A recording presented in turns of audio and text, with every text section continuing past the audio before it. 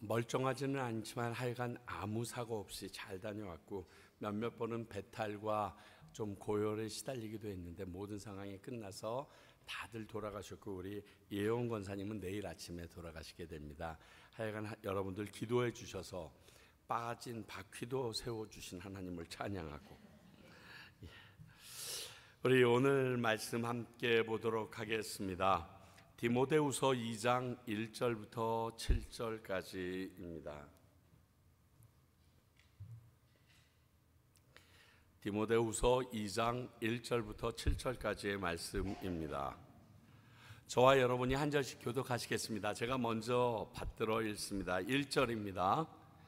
내 아들아, 그러므로 너는 그리스도 예수 안에 있는 은혜 가운데서 강하고 또 내가 많은 증인 앞에서 내게 들은 바를 충성된 사람들에게 부탁하라.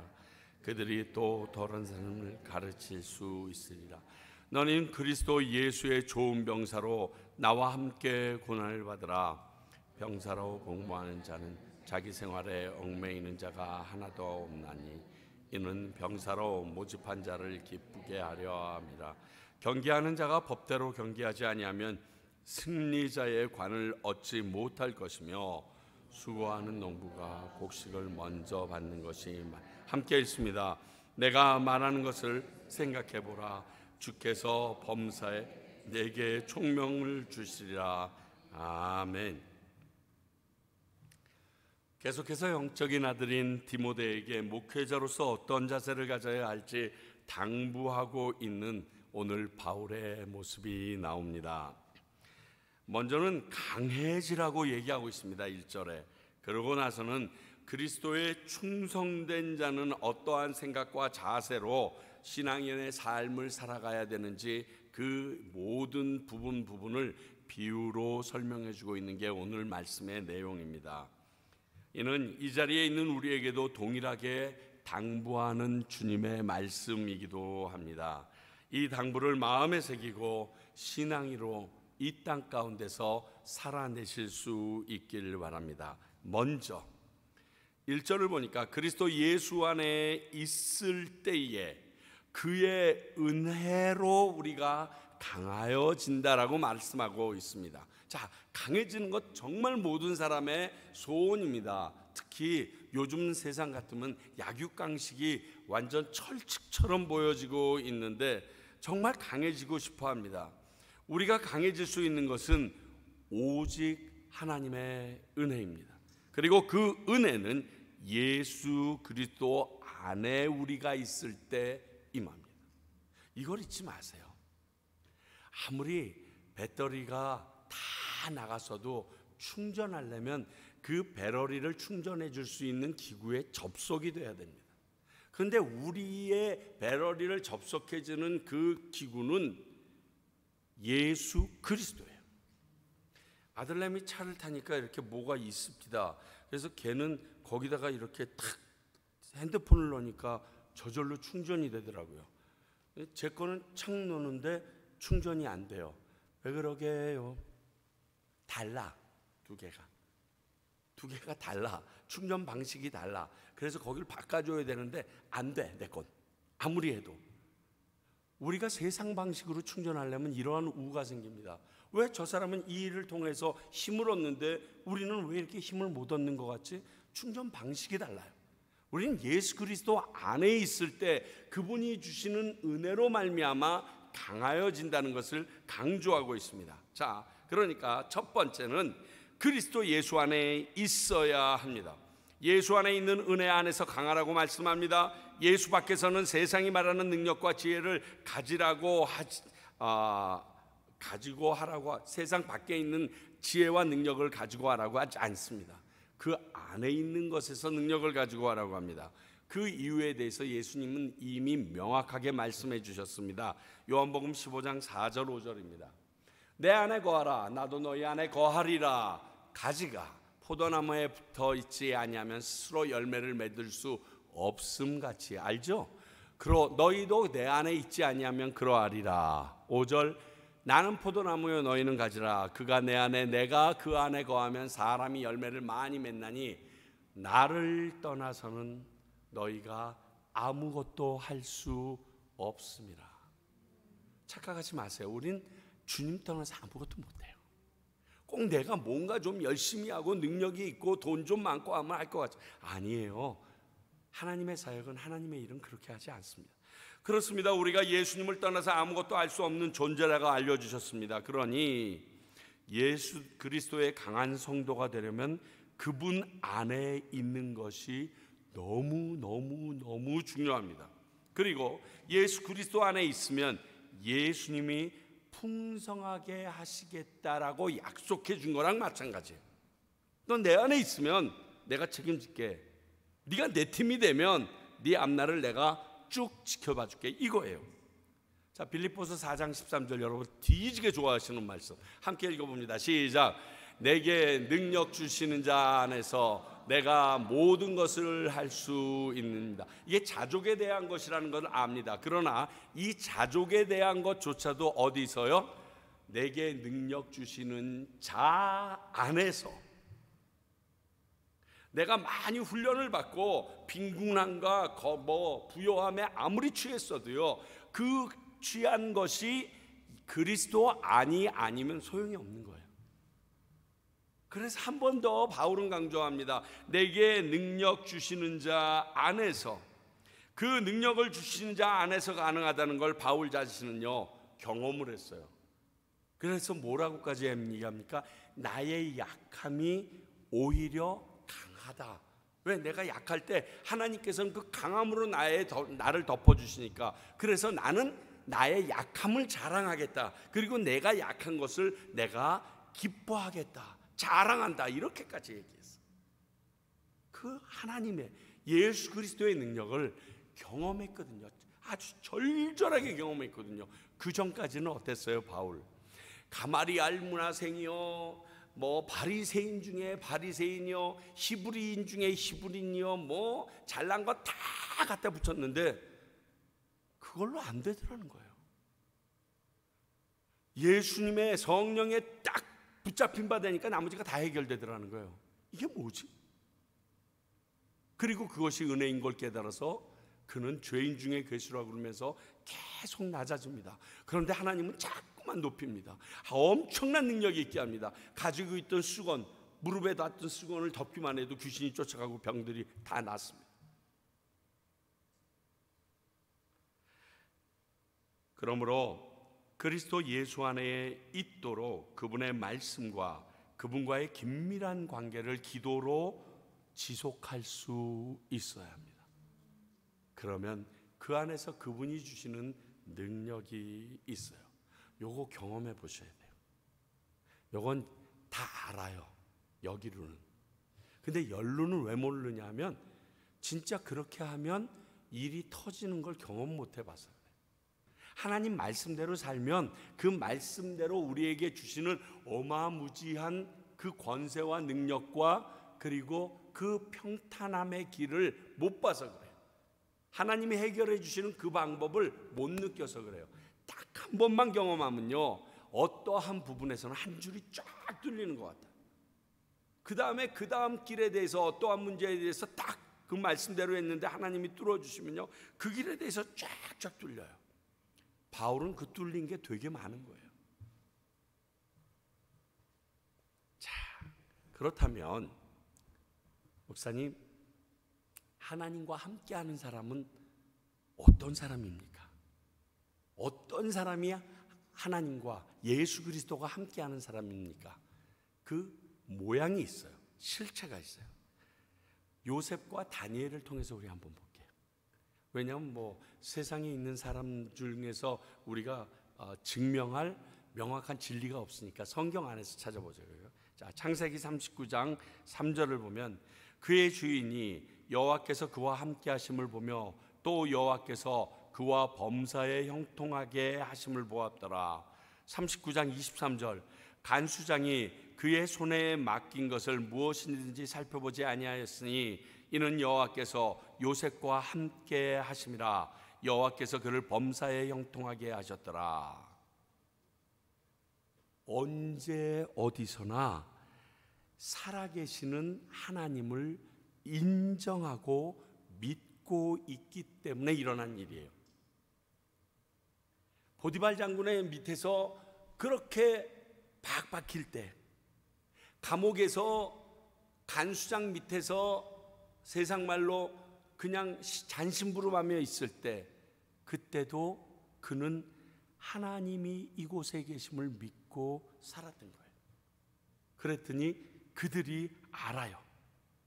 또 하나는 어떤 상황에서도 이 마음을 잊지 않았던 거예요. 그렇죠?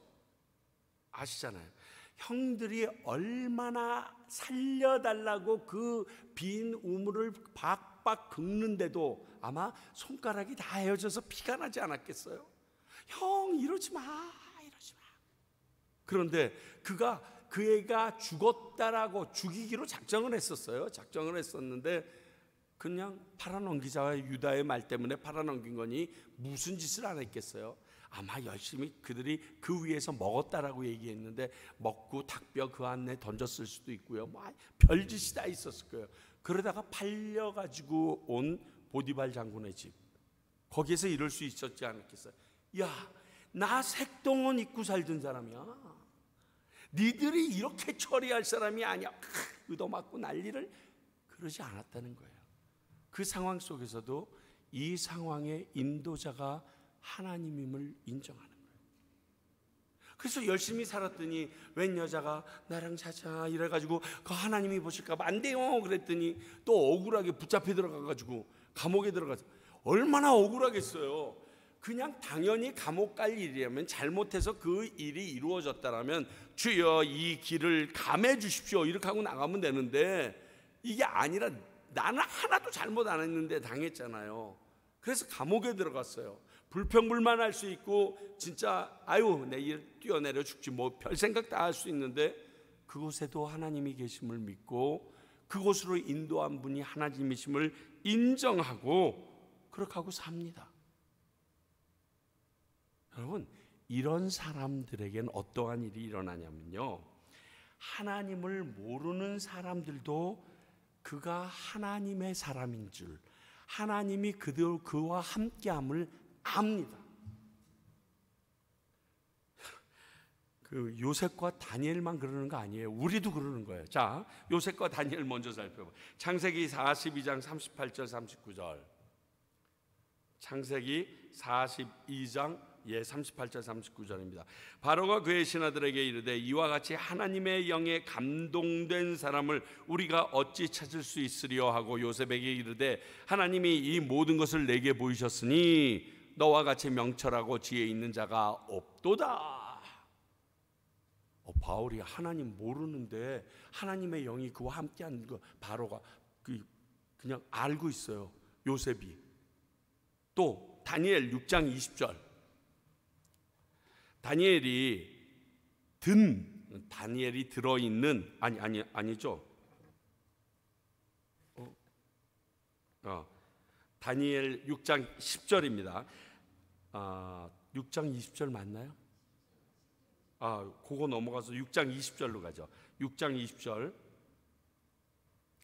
다니엘이 든 굴에 가까이 이르러서 슬피 소리질러 다니엘에게 묻되 살아계시는 하나님의 종 다니엘아, 내가 항상 섬기는 내 하나님이 사자들에게서 능히 너를 구원하셨느냐 하니라. 지금 아까 6장 10절의 말씀을 보게 되면 다니엘이 왕 아닌 다른 신을 섬기면 전부 다 사자굴에 집어넣는다는 그 많은 간신배들의 말에 속아 다리오 왕이 도장을 찍은 것을 알고도 여전히 하나님을 찬양하고 하나님께 하루에 3번씩 기도합니다. 그걸 알고 고소를 합니다. 그래서 할 수 없이 다리오 왕이 사자굴 속에 그 다니엘을 집어넣습니다. 그 다음날 밤새 잠을 자지 못하고 아침 일찍이 가서 사자굴 위에서 지금 얘기하는 거예요.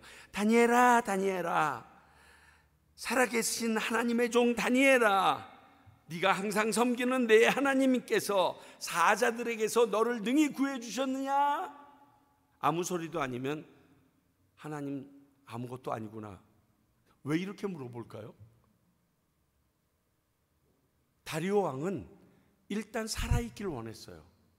그리고 그 살아계신 하나님을 다니엘을 보면서 인정하게 된 거예요. 뭐라고 물어봐요? 살아계시는 하나님의 종 다니엘.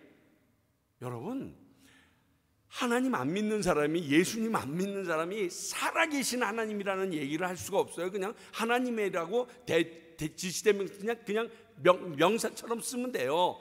그냥 고유명사처럼 던지면 되거든요. 그렇게 얘기 안 해요. 지금 살아계신 하나님, 내가 널 보니까 하나님 살아계시더라, 그러니까 너 구해주셨지 묻습니다. 이 부분이 내가 주님과 함께 하는지 확인시켜주는 아주 중요한 방법입니다. 알아요. 사람들이 그래요. 내가 뭐 주님과 동행하는 걸 옆에 있는 사람들이 알겠어? 알아요. 왜? 그분은 빛이세요. 감출 수 없다라고 그랬어요. 예수 그리스도는 생명이세요. 그 생명이 내 안에 들어왔으면 내게 생기는 변화는 지극히 당연한 거예요. 아기 하나만 생겨도 배가 볼록해지는데 예수 그리스도의 그 영광스러운 생명이 내게 들어왔는데 어떻게 옛날 모습으로 살겠어요? 성품은 앙변할 수 있겠죠. 그러나 말할 때마다 달라지는 거예요. 주의 사람들이 나 오늘 교회 가야 돼. 그러면 너 교회 다녔어? 정신 차리셔야 돼요. 너 예수 믿었었니? 이 말 혹시 들으신다 그러면요, 정말 믿는 자로서 나는 하나님과 동행한 적이 없는 사람이에요. 차라리 나를 몰라줄까 봐 여러분 아침마다 그 직장에서 성경책이라도 위에 올려놓고 읽으세요. 아니면 저처럼 이거라도 긁든지. 여러분, 이런 것이 우리로 주 안에 있는 하나님의 사람의 모습입니다. 아주 확증이에요. 그런데 한마디를 더 하시네요. 이 모든 것이 은혜로 된 거라고. 생각해 보십시오. 어떤 사람과 같이 있다고 내가 강해지는 게 상식적입니까? 물론 그 사람이 권세와 뒷배를 가진 사람이라면 그것 때문에 강해져 보이기는 하지만 내 자체가 강해진 건 아니에요. 그러나 하나님 안에 있으면, 예수 그리스도 안에 있으면 그 사람이 그 능력을 덧입게 됩니다. 그래서 그 사람 존재 자체가 강하여져요. 그래서 은혜라고 표현할 수밖에 없는 거예요. 아니라면 그렇게 표현 안 하죠. 이때 기억할 것은 내 능력이나 열심으로 얻은 것이 아니란 것을 잊지 말아야 돼요. 내가 열심히 산기도 40일 했더니 하나님께서 능력 주셨다, 이런 말 굉장히 쉽게 하시는데 굉장히 위험한 말이에요. 그러면 예수님 믿는 사람 잡아 죽이러 다니던 바울은 뭐 어떻게 설명할 건데요? 여전히 잡아 죽이러 가다가 만나 주신 예수님은 뭐 어떻게 설명할 건데요? 하나님이 거저 주시는 은혜로 그분과 함께 하면 주십니다. 절대 교만하지 마십시오. 교만은 항상 경계하고 겸손한 마음을 가져야 합니다. 자, 잠언 16장 18절. 교만은 패망의 선봉이요 거만한 마음은 넘어짐의 앞잡이다. 왜냐하면 시간부터 모든 것이 하나님이 은혜로 내게 주어진 것밖에 없기 때문에 그래요. 제가 진짜 열심히 묵상하는 말이에요. 왜? 저 진짜 교만한 놈이거든요. 교만하는데 아주 탁월한 능력을 갖고 있어요. 그러니까 저는 넘어질 가능성이 너무 높아요. 그래서 아니다 계속 외워야 돼요. 정말 어려워요. 설교요? 하나님이 말씀 안 주시면요 아무것도 안 돼요. 제가 예전에 한 교회 좀 이렇게 말씀을 강하게 한다고 그래서 자기 교회 와서 해달라고 그래서 그 목사님네 교회 가서 말씀을 준비하는데 주일날 아침에 갑자기 여기에 필름이 딱 끊겼어요. 5번 말씀을 전하기 위해서 준비를 다 끝내갖고 이제 보통 그렇게 말씀을 전하면 제가 한두 번 하고 나면 거의 안 보다시피 막 달려갈 수가 있는데 뭐라 그럴까요? 잠자다가 막 일어난 사람 마냥 여기가 이렇게 비어 있어요. 어느 정도냐? 나 여기 왜 왔지? 나를 부른 목사님이 있는데 제가 왜 여기 있지? 이런 생각이 들더라고요. 그러니까 예배 시간이 딱 됐는데 설교하러 올라갔는데 막 구름 위를 걸어 올라가는 것처럼 올라갔어. 그리고 설교 그 원고를 딱 폈는데 이게 뭐지? 왜 이 말을 썼지를 기억이 안 나요. 그래서 아내랑 같이 갔었는데 처음부터 끝까지 그대로 읽었어요. 그리고 주님이 저에게 주셨던 말이 설교도 네가 쓰는 게 아니야 이거 주셨어요.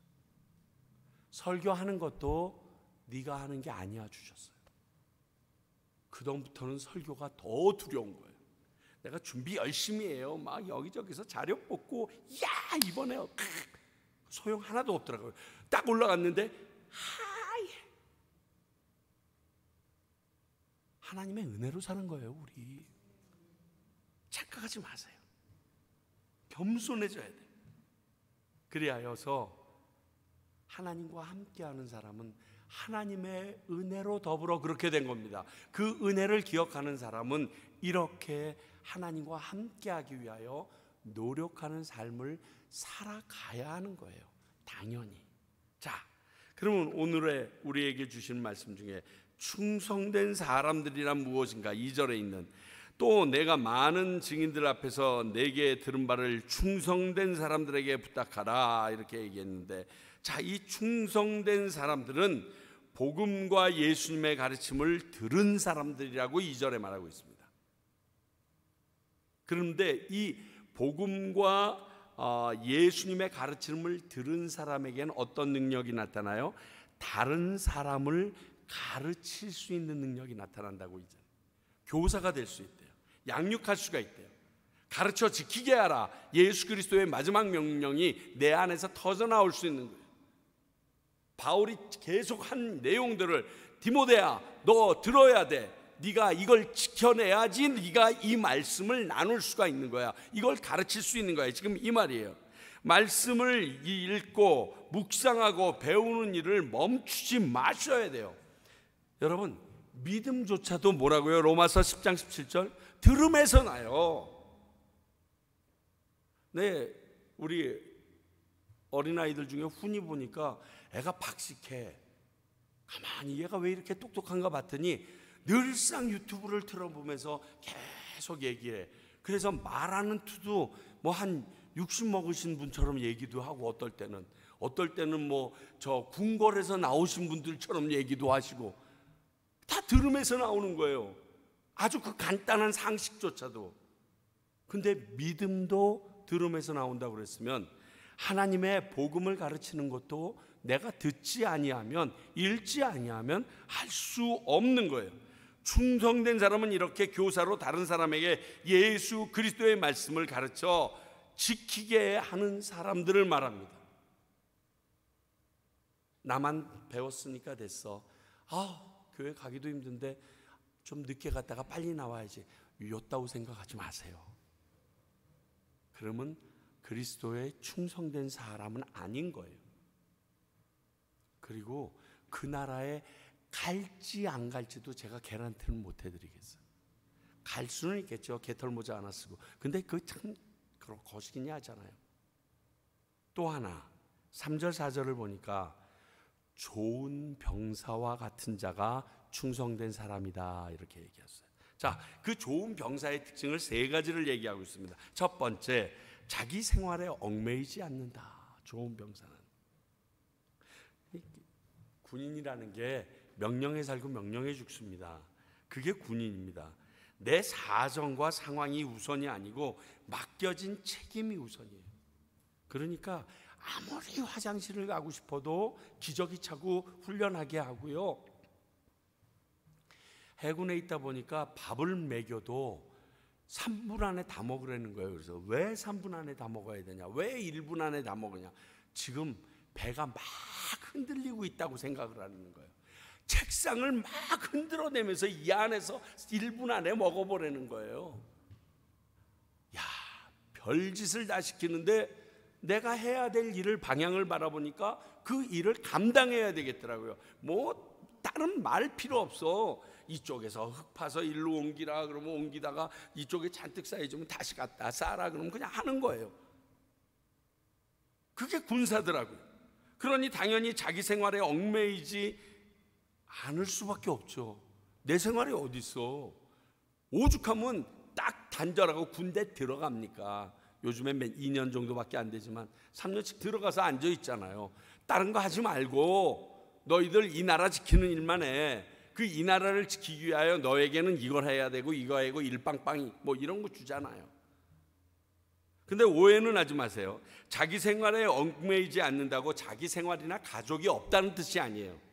정확하게 얘기하면 내게 맡겨준 일이 가장 첫 번째 우선순위가 나에게 맡겨준 그 임무라는 거예요. 가족도 아니고 내가 꼭 하고 싶은 일도 아니고 내게 맡겨준 그 임무가 우선순위의 제일 처음이라는 거예요. 그 의미를 얘기하는 거예요. 두 번째 좋은 병사라는 것은 모집한 자를 기쁘게 하려고 노력하는 자다 이렇게 얘기했어요. 나라를 위하여 이 한 목숨 뭐 이런 거예요. 당연합니다. 이런 자세로 사는 병사를 그를 부르신 분이 좋아하고 신뢰하겠죠. 맨날 뺀질거리는 그러더라고요. 일을 시켜도 그 뺀질거리고 맨날 딴소리 하는 애들은 시키기 싫어해요. 그냥 야 너 일로 나와 그러고 한 10대씩 두들겨 패가지고 절구 들어가게 하고 야 네가 대신해 이러지. 정말 일 시키는 것보다요 야 너 운동장 100바퀴 돌아 그러고 딴 애 시키는 게 훨씬 편하더라고요. 근데 내가 오늘 다 집합해봐 이 일 해야 되는데 빠릿빠릿하게 오늘 또 뭐 하면 됩니까? 최병장 너무 예뻐 죽겠어. 끝나면 라면 사주고 싶어. 진짜 너무너무 귀해 보여. 근데 좋은 병사는 나를 부르신 그 사람이 원하는 데 포커스가 맞춰져요. 자, 예수 그리스도가 우리를 부르셨다라고 지난주와 지지난주 계속해서 배웠습니다. 그러면 예수 그리스도가 우리를 부르신 그 뜻을 위하여 살아가는 거예요.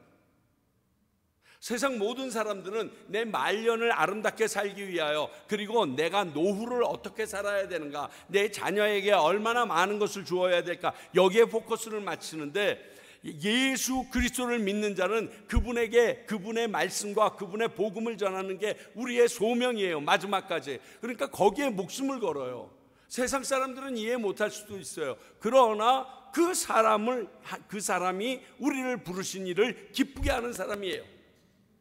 얼마나 좋아하시겠어요, 하나님께서. 얼마나 기쁘시겠어요. 그 얘기하고 있는 거예요. 마지막으로 좋은 병사와 같은 자다 하면 함께 고난도 받아야 된대요.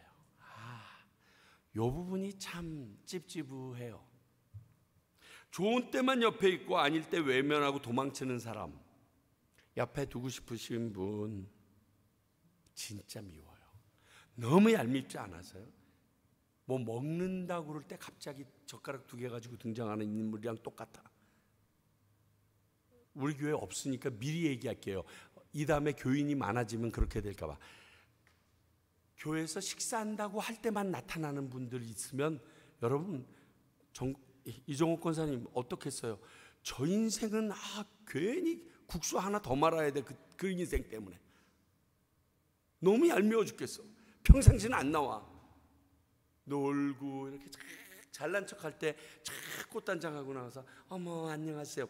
와, 우리는 진땀이 되도록 여기 쓸고 닦고 막 저기 간식 준비하고 난리 하는데 와 너무 막 어떻게 해야 되지 막 이런 생각이 들어. 막 주님 앞에 간절히 간구하게 되고 막. 여러분 그거 싫어하잖아요. 충성된 군사는 어려움과 고난도 함께 할 수 있는 동료애가 있어야 돼요. 내 거 다 끝났어. 근데 제게 남았어. 제가 게으름 피웠을 수도 있어. 그렇지만 뛰어가서 같이 해주는 거예요. 옆에 사람은 막 2개 들고 가는데 난 룰루렐라 빈손으로 가. 그래서 고생 좀 해봐. 아유 정말 이게 무슨 뭐 돈 받는 일이에요. 그럴 때 함께 동참하는 것. 특히 예수 그리스도의 고난에 동참하라는 말을 얼마나 자주 하십니까? 바울이나 그리고 우리가 예수님의 마태복음을 할 때도 진짜 제일 많이 얘기하는 게 그거 아니에요? 그리스도의 고난에 동참하라. 나의 고난에 너희들도 함께하라. 그거 당연하다. 그런 일이 있을 것이다. 그런 일이 있어도 두려워하지 말라. 끊임없이 얘기 진짜 엄청 많이 듣잖아요. 그런데도 예수 믿는 이유가 뭐예요? 이 땅에서 곤경과 어려움이 다 피해 나가고 편안하게 살려고. 아니라니까요. 예수 믿는 건 그거 아니에요. 착각하지 마세요. 그러려면 빨리 오늘 장독대에다가 그 촛불 하나 켜세요. 우리 예수 믿는 건 그 기회가 아니에요. 뭐라고요? 좁은 길로 가래요. 세상 사람이 가지 않는 협착하고 아주 안 좋은 길이라는 거예요. 제가요 바퀴에 한번 빠져보고 나니까 얄루 쪽으로는 차를 몰고 가고 싶지가 않아져. 근데 안 가면 어떡할 거야? 그러면 어떻게 거기 있는 어린아이와 그 동네에 있는 120가구의 그 사람들에게 복음을 전할 거예요? 가야 되는 거예요. 바퀴가 다 들러붙어서 차가 바닥에 주저앉아도 가야 될 때는 가야 되는 거예요. 그게 그분이 우리를 부르신 고난에 동참하는 길이에요. 어떡하겠어요?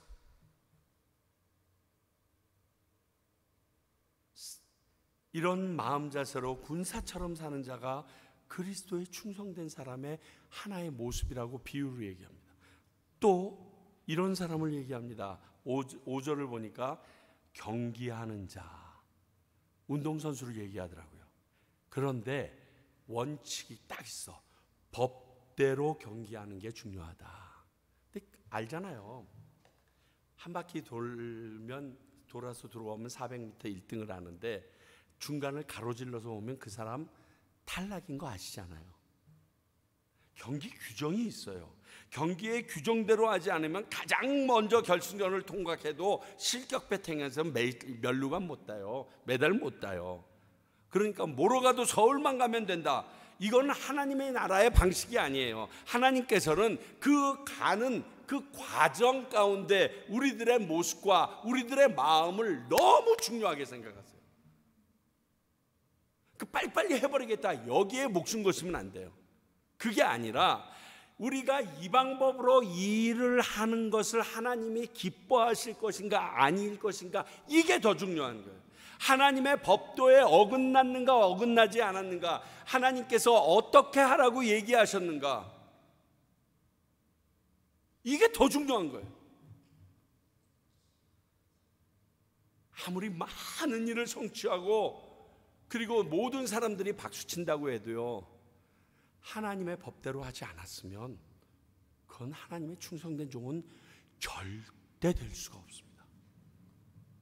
그 얘기하고 있어요. 자, 이스라엘 백성들이 이사야 때, 아모스 때, 그때 에스겔 때, 그 모습이 에스겔 때까지는 아니지만 예배 드리는 그 성전의 모습이 사라진 게 아니에요. 성전에서 제사 드리는 그 모든 형식과 절차는 그대로 다 갖추고 있었어요. 근데 뭐라고 얘기하세요? 하나님이, 야, 이 불법을 행하는 놈들아, 공의와 그리고 긍휼과 사랑을 가져라. 너희들이 바치는 제사, 제물 나 안 받아. 근데 그들은 뭐라고 생각했어요? 제사의 법대로 그대로 드리면 하나님이 연락하시고 우리의 구세주가, 우리의 주님이 되어 주실 줄, 우리의 나의 살아계신 여호와가 되실 줄 알아서. 아니라는 거예요. 나는 너희들이 그 제물을 드리기 전에 놓고 가서 형제랑 다툰 거 화해하고 오는 게 더 중요해. 너희들이 제물 잔뜩 갖고 왔는데 옆에 있는 과부와 고아에게 그 제물을 나눠주고 오는 게 난 더 좋아. 그렇게 얘기하세요. 하나님의 법대로 한다는 게 이런 거예요. 주님의 뜻대로 살아낸다는 게 이런 거예요. 지금 시대처럼 1등 최고만을 기억하는 것이 하나님의 나라가 아니에요. 그래서 로마서 12장 2절에 있는 것처럼 세상 풍조 따르지 말아야 해요. 세상 풍조 좋아하지 마세요. 그곳에 진리의 길이 없어요. 또 마지막에 농부 같은 자라고 6절이 얘기합니다. 이거는 수고하는, 아주 부지런하고 수고하는 자를 표상처럼 얘기한 게 이 농부예요. 그리고 그 결과가 뭐라고요? 그들이 그 열매를 가장 처음 맛보고 거두어들이는 기쁨도 그에게 모든 자격이 있다고 그 얘기한 거예요. 그렇지 않겠어요? 내가 가꾸면, 매일매일 가꾸면요, 꽃 피는 거 내가 제일 먼저 봐요. 저희 집에도 저번에 여러분들에게 얘기했잖아요. 잎만 무성한 무화과 나무 큰일 났다고 그렇게 하고 얘기했는데, 요즘에는 잎은 없고 열매만 무성해.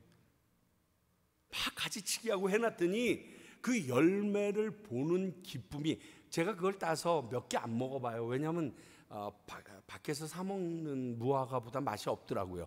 그런데 그 열매가 한 줄기에 막 10개, 20개씩 이렇게 다다다닥 달려있는데, 그걸 보는 기분이요, 너무 행복해요. 농부가 이 기쁨을 누리는구나. 이 열매 맺었을 때 하다못해 그걸 쪼아 먹겠다고 새들이 오는데요, 그래 먹어라 먹어라 먹어라. 아주 내가 배포가 넓어졌어. 그거 먹는다고 또 안 열릴 줄 아느냐. 너무 행복해져. 그걸 맛본다는 거예요. 예수 그리스도를 믿으라고 얘기하는데 그 하늘나라에 갈 사람을 내가 제일 먼저, 주님보다 먼저 만나볼 수 있는 기회가 있는 것도예요. 하나님의 놀라운 일들이 내 눈앞에 펼쳐지는 것, 그리고 잃어버린 영혼들이 주님 앞에 돌아오는 것, 그거 보려면 선교사 해야 돼요.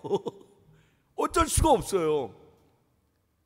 목사보다 선교사님들이 훨씬 빠르다요. 내가 보니까 선교지에 왜 변목사님이 맨날 갔는 줄 알 것 같아. 가면 오늘과 어제가 달라. 내일이 또 달라. 아이들이 눈이 말똥말똥해가지고 막 기어다녔는데 너무 그래도 예뻐 죽겠어. 그 아이들이 그 다음에 왔을 때 고사리 같은 손으로 앉아있는 모습 보면요, 미칠 것 같아요. 그래서 김태중 선교사님이 껐떡하면 꼬방 가는구나, 얄로 그 일주일에 3번씩 가는구나, 굉장히 억울한 마음이 들 정도로 이 열매를 맛보는 게 농부처럼 부지런하고 성실하고 열심히 있는 사람에게 하나님께서 주시는 선물이에요. 희열이 느껴져요. 힘들어요. 피곤해요. 그런데 그 땀을 딱 닦으면서 돌아오는 길이요, 눈물이 나. 눈물이. 이번에도 꼬반에 딱 가서 부러지고 자빠진 데 아닙니까? 하나님께서 너무 땅을 바짝 말려주셔가지고 신고 갔던 신발, 슬리퍼 신고 갈 걸 그랬다, 이런 생각이 들 정도로 길이 너무 좋은 거예요. 그런데 같이 가시는 분들이 그러는 거예요. 여기 교회가 있어요?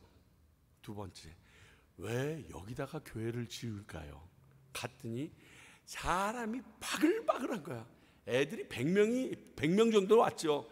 애기들이 한 100명 정도 왔고요, 어른들도 와서 완전히 온 동네 잔치야. 이렇게 산이 있으면요, 산 중턱을 이렇게 깎은 데예요. 사람이 이렇게 운신할 곳도 아니야. 근데 거기 교회 세워놨는데 사람들이 가득 모였는데 눈물이 나. 그거 아무것도 없는 터서부터 봤잖아요.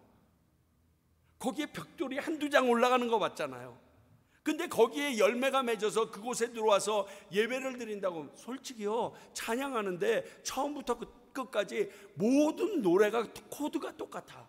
근데 가사만 바뀌는데 나는 언제 그 노래를 들어가야 될지도 모르겠는데, 나오는 사람이 세 사람이 다 다른 사람인데 다른 노래를 하는데 반주는 다 똑같아. 그런데 다 울어. 너무 좋아서. 안 피곤해요, 솔직히 얘기해서. 너무 행복해요. 그리고 교회 하나 더 지어야겠다, 이 생각이 들으니까요. 그리고 그 기쁨을 맛보야겠다. 그 열매를 내가 보고 싶다. 교회 안에서도 마찬가지예요. 한 교인 한 교인이 들어와서 세교 마치고 1대1 마치고 그분들이 나와서 그분들이 느낀 것을 이야기할 때 너무 미치게 좋아요. 그게 그리스도에 충성된 자라고 말하고 있어요. 오늘 바울은 예수 그리스도에 충성된 사람들이 이런 마음 자세로 살아가는 자들이라고 알려줍니다. 자, 과연 저나 여러분은 이런 자세로 신앙인의 삶을 살고 있습니까? 아니면 교회 안이나 성도들 사이에서만 이런 모습으로 삽니까? 한번 생각해 보자고요. 오늘 바울은 디모데에게 이런 자세로 목회를 감당하라고 합니다. 그리고 이런 예수님의 제자를 키워내라고 종용하고 있는 것입니다. 그래야 그 교회가 온전하게 세워진다는 거예요. 그러면서 팁을 하나 주는 게 7절이에요. 7절에 뭐라고 쓰여 있어요, 여러분? 내가 말하는 것을 생각해 보라. 주께서 범사에 내게 총명을 주시리라. 내가 하는 말 잘 못 알아듣겠어? 주님께서 다 이야기하실 거야. 잠언 2장 6절. 대저 여호와는 지혜를 주시며 지식과 명철을 그 입에서 내시며. 여러분 아셔야 돼요. 지식도 여호와에게서 나와요. 지혜만 나오는 게 아니에요. 세상적으로 얘기하는 그 지식도, 그 명철함도, 총명함도 하나님에게로부터 나와요.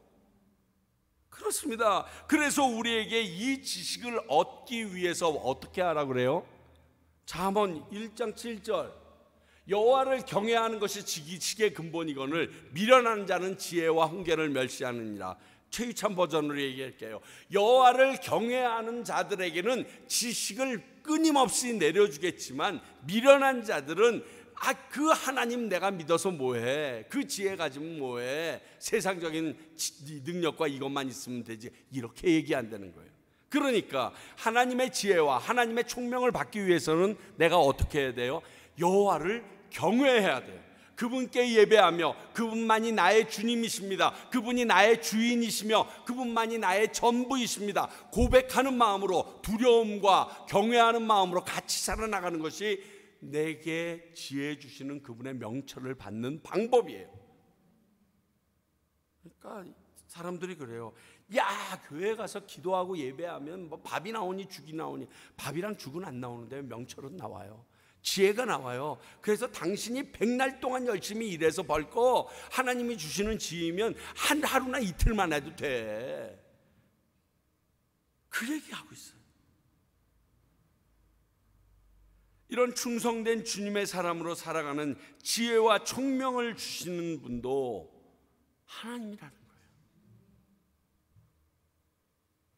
어떤 분이 그러더라고요. 목사님, 다 하나님이 공짜로 주신다는데 뭘 우리가 노력합니까? 그 하나님 안 믿잖아요. 믿어요?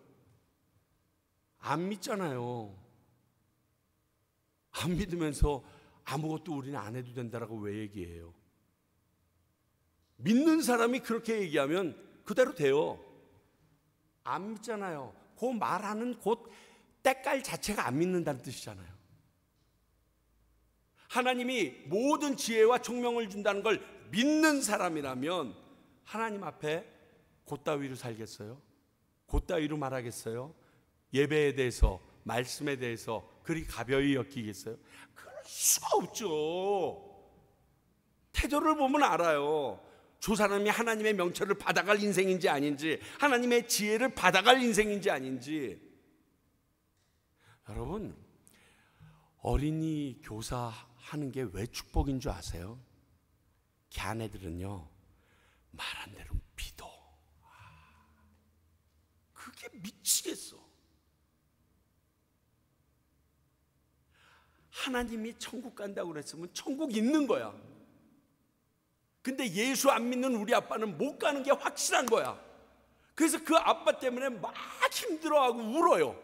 애들이 우리 교회 그 8살, 7살 애들이 그렇게 해서 울어요. 그게 믿는 거예요. 근데 우리는 그런 얘기하면서 있긴 하나 뭐 이러면서 농담 껌씹듯이 그렇게 하고 안 믿는 거예요.